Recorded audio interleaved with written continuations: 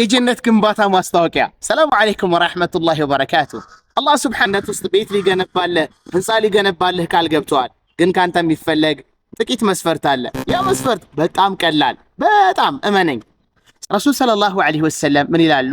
12 ረካዓዎችን በቀን ውስጥ ተጠባብቆ የሰገደ ሰው አላህ ሱብሓነሁ ወተዓላ ጀነት ውስጥ ቤት ይገነባለታል አሉ።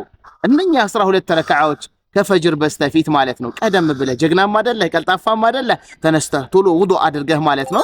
አዛን እንዳለ ኢቃም ሳይል ማለት ነው። ሁለቱ ረካዓ ጠቅ ታደርጋለህ። ሁለት ሱብሃንአላህ። ከዛስ ከዙህር በፊት ደግሞ ቀደም ብለህ ትገባና ሁለት ረካዓ አራት ትሰግዳለህ ከዙህር በፊት። ከዛስ ከዙህር ሰላት በኋላ ደግሞ ሁለት ረካዓ ትደግማለህ። ከዛስ ከመግሪብ በኋላ ሁለት ረካዓ ትጨምራለህ። ከዚያም ከዒሻ በኋላ ሁለት ረካዓ ስትጨምር አላሁ አክበር 12 ረካዓዎች በ12 ረካዓ ጀነት ውስጥ ህንፃ ሊገነባልህ ቃል ተገብቶልሃል። አንቺም ቃል ተገብቶልሻል። በዚህ ላይ እንሽቀዳደም እንቻኮል ለማለት ነው። ሰላሙ አለይኩም ወራህመቱላሂ ወበረካቱ።